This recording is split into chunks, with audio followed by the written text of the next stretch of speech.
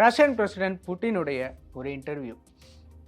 Question: உங்கள் support ட்ரம்ப்புக்கா இல்லை பைடனுக்கா? Answer: Biden. Actually இது ஒரு ஷாக்கிங்கான ஆன்சர்.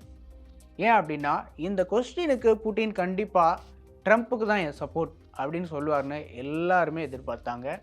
ஏன் அப்படின்னா, ட்ரம்ப் பிரசிடெண்ட்டாக இருந்தபோது புட்டின் அவரும் ரொம்ப க்ளோஸ் ஃப்ரெண்ட்ஸாக இருந்தாங்க. ரொம்ப க்ளோஸ் ஃப்ரெண்ட்ஸ் அப்படின்னு சொல்லலாம். அதாவது பிரமான்ஸ் அப்படின்னே சொல்லலாம்.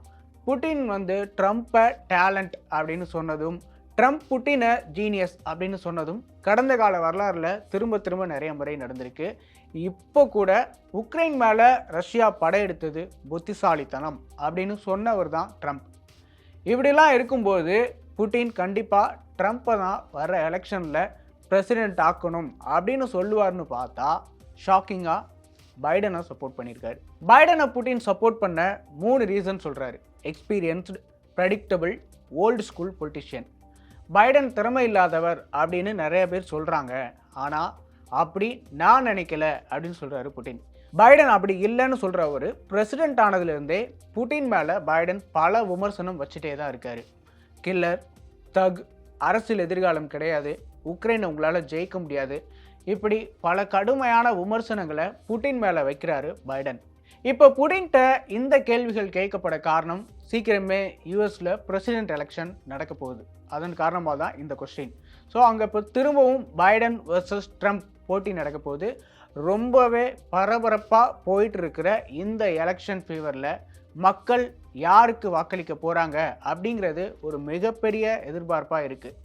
யூஎஸ் எலெக்ஷனை பொறுத்த வரைக்கும் பல நேரங்களில் வெளிநாடுகளோட அமெரிக்கா ஏற்படுத்தின தொடர்பு என்ன, நட்பு என்ன, பகை என்ன, இதெல்லாம் வச்சு மக்கள் பிரசிடெண்ட்டை தேர்ந்தெடுத்த வரலாறு இருக்குது. அதே சிக்கல் இப்போவும் வந்திருக்கு. ரீசெண்டாக உலகளவில் பல்வேறு விஷயங்கள் நடந்திருக்கு. Ukraine war, Israel war, Palestine movements, இந்தியாவுடைய வளர்ச்சி, சைனாவுடைய dominance, Taiwan issue, Korea clash, இப்படி சர்வதேச அரசியலில் பல விஷயங்களில் அமெரிக்கா தலையிட்டிருக்கு. அதில் சில முக்கியமான முடிவுகளும் எடுத்திருக்கு.